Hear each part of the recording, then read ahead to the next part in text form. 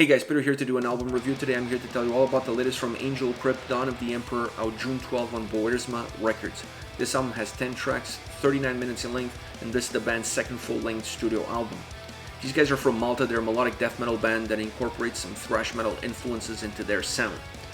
For this record, they did a very good job merging those two worlds, that thrash metal sound with the melodic death metal sound, creating a very consistent approach across every single track of the album. In my opinion, this record is really the logical next step for the band when you consider where they've came from with their debut album, all the experience that they've gained since.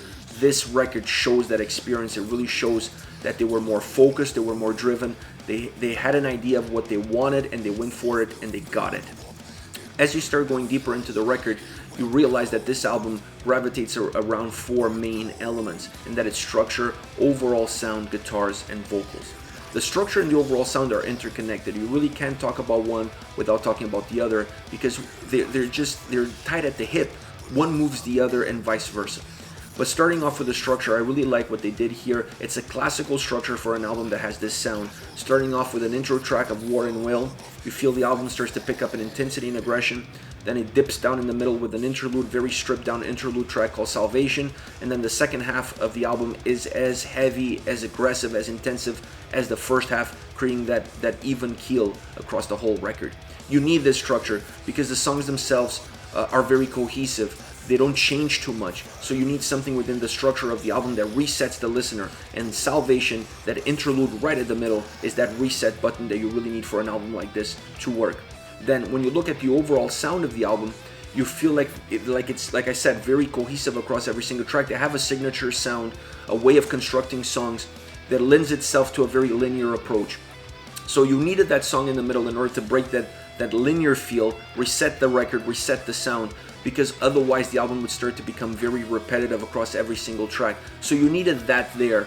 But overall, the sound signature that they have, the soundscape that they've created for themselves, it's really at play on this record. And the moment you start listening to the album, what do you get with the first song is really what you're going to get with every single song on the album. There's really not many variations. There are some small changes from track to track as far as what drives their sound or what influences do they have on specific tracks. But overall, the bigger picture, it's a very straightforward, cohesive, linear album from the first to the last track, from a structural perspective with the exception of Salvation, and from a sound perspective. As far as guitars are concerned, I really like what they did with the guitars overall. Very dynamic, very fluid, very energetic, and specifically when it comes to the solos. I really need to emphasize this because I really like the solos on this record. Understanding how the songs are constructed, understanding where the song was, where the song is, and where the song needs to go before they put that solo there was critical for them. Understanding that, and then how they deliver on the solos, really elevated the tracks on the album. Incredible solos, melodic, heavy, mixing those two elements together, really exploding the tracks, giving the track the right energy, the right darkness, the right melody, the right heaviness, if you will, in order to make the songs even better. Love the solos. Kudos for them, the incredible job that they did on that front. As far as vocals are concerned, the album, as the sound is consistent, the vocals are very consistent across every single track. There's no variations on delivery or on tone. They have a very straightforward approach. Having said that, the vocals, in my opinion, are the perfect outlet for the message within the songs, for the stories, for the lyrics that the songs have.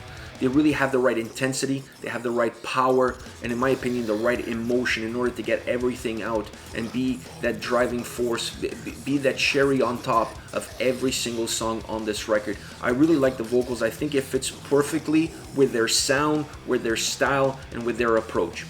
Overall, this is a great album that, in my opinion, has great playability, great fluidity, allows you to headbang, it allows you to enjoy the riffs, and still has great sound and great melodies that will have you almost mesmerized at times.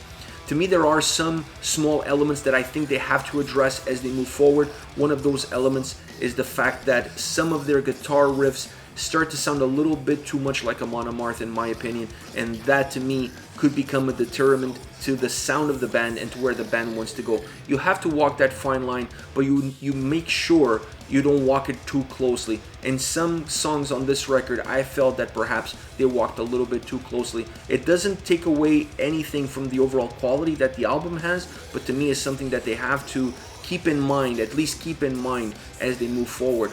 The other element that in my opinion could have added something different, or at least could have improved something slightly on the record, is the overall track listing. I would have changed one song. I would have moved Vis Pacem closer to their interlude Salvation. I feel like those two songs musically would have connected better together and would have given the second half of the album this crescendo feel, this ramp that would shoot up the energy and the intensity and the aggression that the record has in that second half. They didn't do that. Once again, it didn't take too much away from the fluidity, from the dynamic feel, and the overall balance structure that the record has, but in my opinion, that small change would definitely enhance the quality of the album.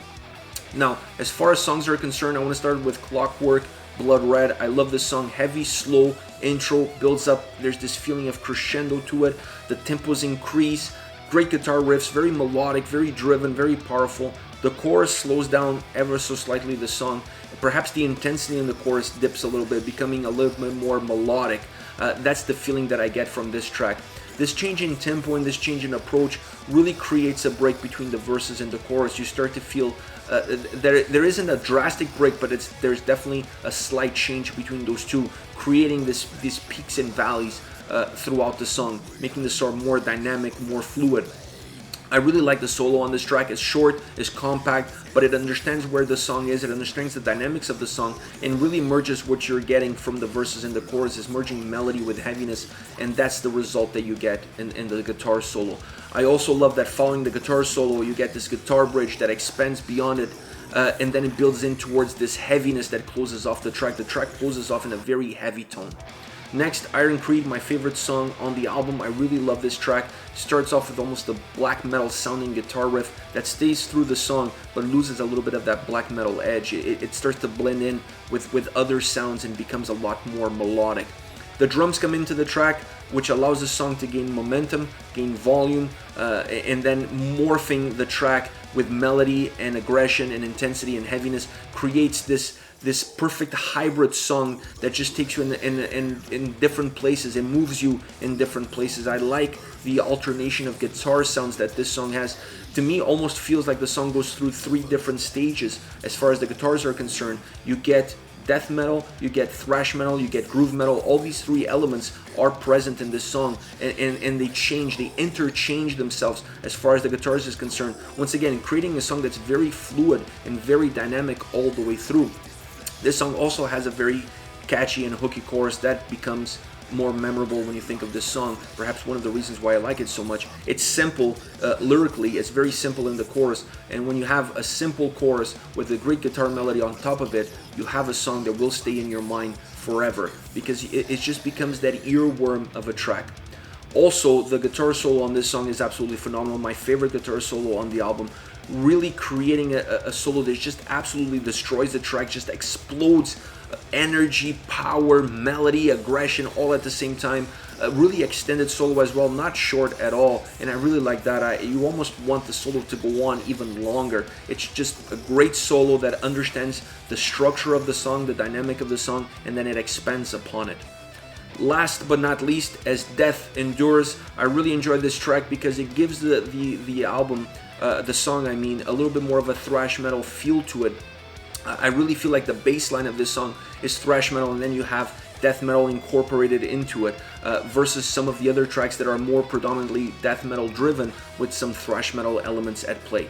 So I really like this song. I like the alternation of sounds that it has. I like the fluidity that it has. I love how they blended that thrash metal bass line with the death metal elements coming in and out of the track. Becomes really driven, becomes really melodic, and it's a song that has just great guitar playability all the way through. If you're looking at a song that's guitar driven, this song is guitar driven from the beginning all the way to the end. It's one of those songs that if you're a guitar player or you love great guitar playing, you will gravitate to it immediately because it just takes you on a journey.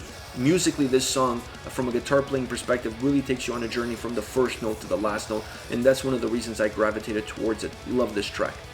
Alright guys, this is it. This is Angelcrypt with Dawn of the Emperor. Once again, out June 12 on Boersma Records. Let me know your thoughts on the band, on the singles. Use the comment section below. I'll be reading those and getting back to you.